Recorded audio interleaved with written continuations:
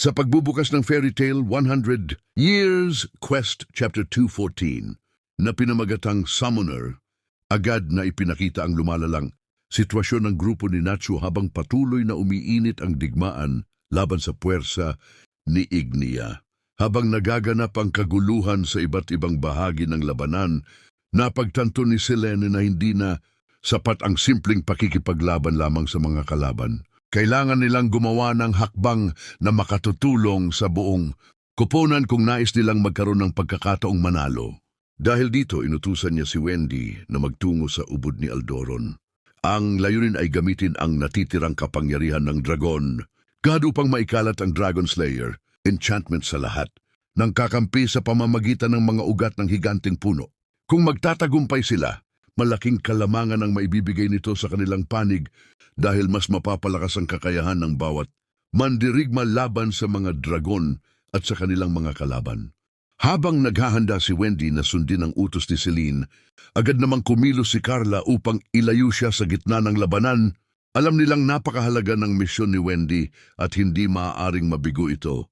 Gayunpaman, napansin ito ng kanilang kalaban na si Wed. Agad nitong sinubukang habulin si Wendy upang pigilan ang plano ng grupo. Sa kabutihang palad, mabilis ding kumilos si Lucy Heartfilia. Hindi siya nagdalawang isip na harangin si Wed, kahit alam niyang napakalakas ng kanyang kalaban. Sa pagkakataong ito, ipinakita ni Lucy ang kanyang katapangan. Hindi niya inisip ang sariling kaligtasan. Ang nasa isip lamang niya ay mabigyan ng sapat na oras si Wendy upang maisagawa ang napakahalagang misyon. Samantala, lumipat naman ang eksena kina Celine at Earthbuild. Habang patuloy silang naglalaban, tinanong ni Earthbuild kung bakit tila kinakampihan na ngayon ni Celine ang mga tao. Para sa kanya, tila isang pagtataksil ito sa mga dragon. Ngunit hindi nagpatinag si Celine. Sa halip, ibinalik niya ang tanong at kinwestiyon kung bakit pinili ni Earthbuild na sumunod kay Ignia. Makikita rito ang malaking pagkakaiba ng kanilang paniniwala. Habang si Ignia ay naghahangad ng ganap na kaguluhan at walang pakundangang digmaan, si Celine ay tila may mas malalim na layunin at naniniwalang hindi lahat ng tao ay dapat ituring na kaaway. Ipinapakita ng kanilang pag-uusap na hindi lamang simpleng labanan ng lakas ang nangyayari, kundi pati na rin ang banggaan ng mga paniniwala at prinsipyo. Hindi nagtagal ay muling sumiklab ang kanilang labanan. Indatake ni Celine si Earthbuild, ngunit ipinakita ng kalaban na hindi siya basta-basta mapapabagsak. Gumamit ito ng makapangyarihang Earth Dragon Slayer magic upang kontrahin ang bawat galaw ni Celine. Sa isang punto, tila nakakuha pa ng bahagyang kalamangan si Earthbuild nang tamaan niya si Celine ng matinding pag-atake. Gayunpaman, kilala si Celine bilang isa sa pinakamakapangyarihang Dragon God. Hindi siya basta sumusuko sa isang atake lamang. Sa halip, mabilis siyang nakabawi at muling naghanda para sa susunod na yugto ng kanilang bakbakan. Habang abala si Celine, lalong naging mabangis ang laban ni Lucy at Wed. Sa isang mapanganib na sandali, nagawa ni Wed na tamaan ang isang Lucy na nasa kanyang harapan. Sa unang tingin ay tila tuluyan na niyang napabagsak ang dalaga. Ngunit makalipas lamang ang ilang segundo, isang malaking sorpresa ang ibinunyag.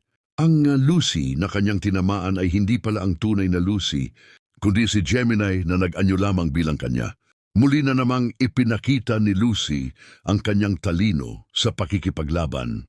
Sa halip na umasa lamang sa lakas, ginamit niya ang kakayahan ng kanyang celestial spirit upang linlangin ang kalaban at makahanap ng pagkakataong makaganti.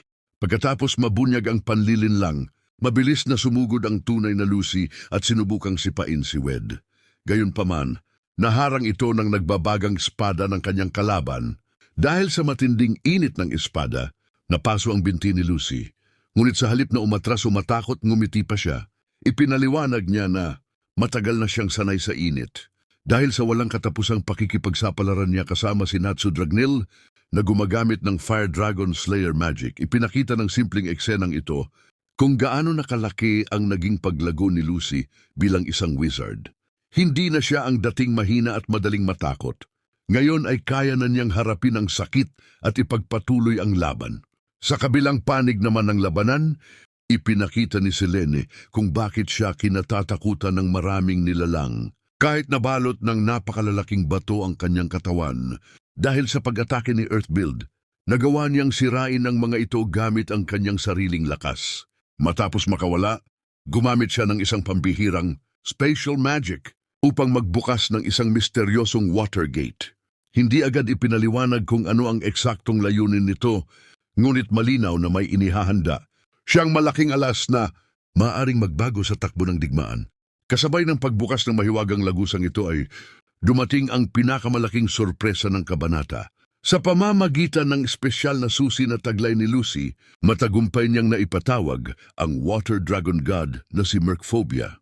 Ang kanyang paglitaw ay nagbigay ng pag-asa sa panig ng fairy tale. Hindi lamang ito simpleng summon, kundi isang malinaw na indikasyon na handa ng gamitin ni Lucy ang lahat ng kanyang kakayahan upang tulungan ang kanyang mga kaibigan sa gitna ng napakalaking digmaan.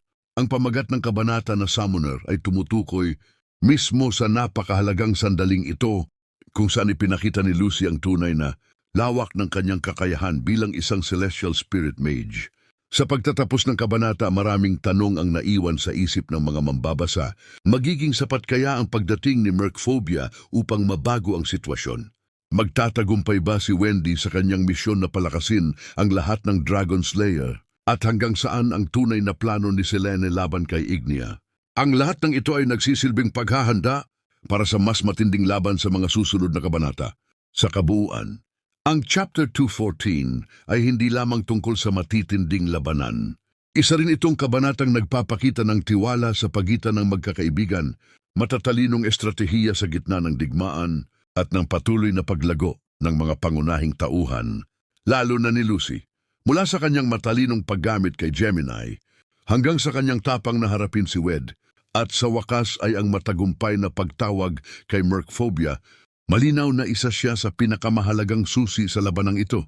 Samantala, ipinakita rin ni Selene na hindi lamang siya isang makapangyarihang dragon god, kundi isa ring leader na marunong magplano para sa mas malaking layunin. Dahil dito, lalong tumindi ang pananabik ng mga tagahanga sa susunod na kabanata, kung saan inaasahang mas lalo pang lalawak ang digmaan at mabubunyag ang tunay na direksyon ng kwento.